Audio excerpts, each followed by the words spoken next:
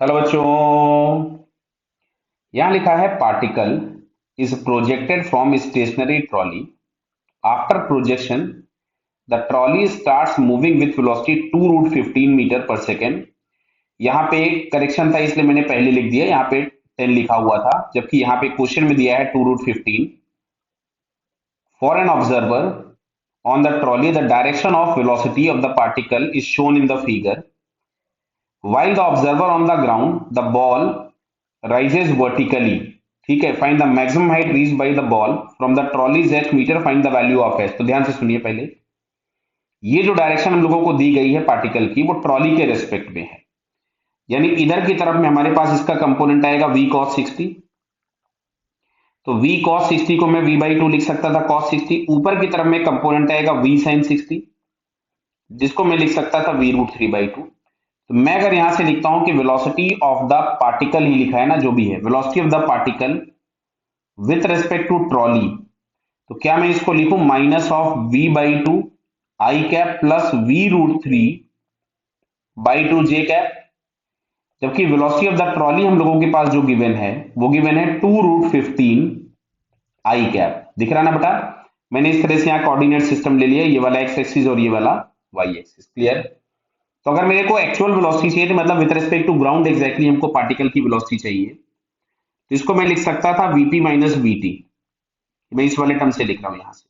Clear है कि particle का वेलोसिटी माइनस ट्रॉली का velocity, that is V by 2 I cap plus we root 3 by 2 J cap.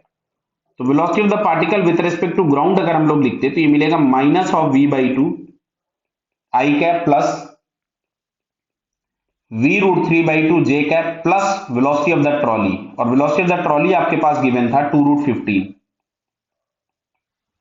I cap. Clear है बताइए। तो यहां से अगर हम आई कैप कॉमन निकाल दें तो ये हमको मिलता है 2 root 15 minus v by 2 I cap plus we root 3 by 2 J cap. अब बात को ध्यान से समझना, तुमसे बोला गया था कि while the observer on the ground the ball rises vertically, बराबर है।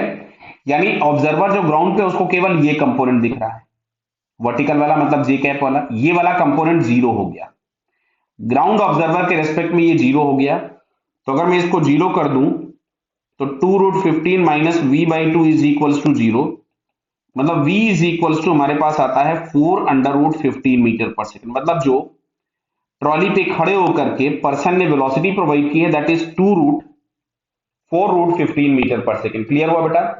अच्छा, इसका वर्टिकल कंपोनेंट कितना होगा। अब हम बात करें पार्टिकल के वर्टिकल कंपोनेंट की, क्योंकि हाइट अटेन वर्टिकल कंपोनेंट ही कराएगा, जो कि हमारे पास दिख रहा था वी रूट 3 बाई 2।